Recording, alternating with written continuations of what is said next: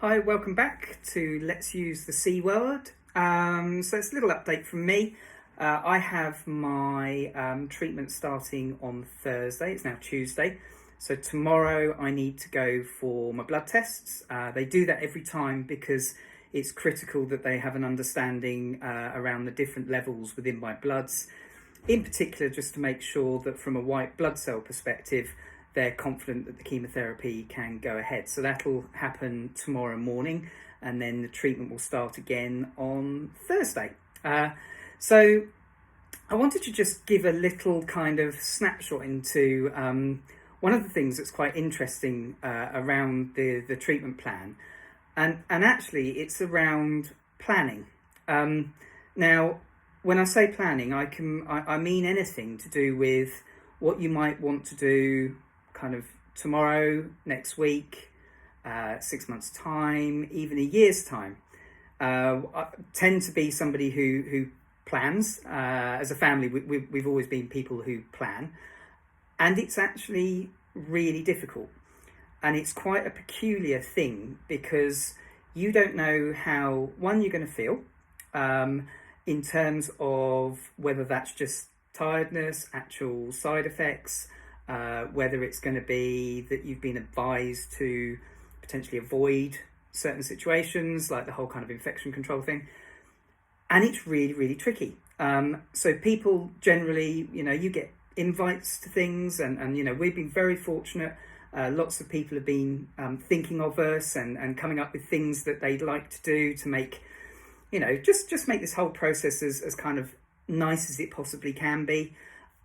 And it's really strange because you sort of have to suggest to people that it's a lovely idea, and the only answer that I can give is we'll have to play it by ear.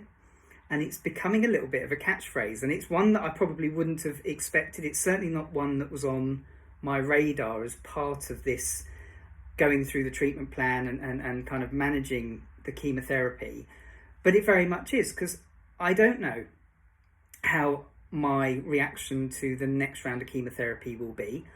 I am hopeful that it's going to be similar to what we experienced in the first instance, but these things are cumulative, so there may well be increased levels of tiredness, there may be some nausea. The cold thing is definitely something that accumulates as you go through the treatments, but the biggest thing is I just don't know. So, I might be able to do exactly what I've just done in the recent 2-week period, or I might not.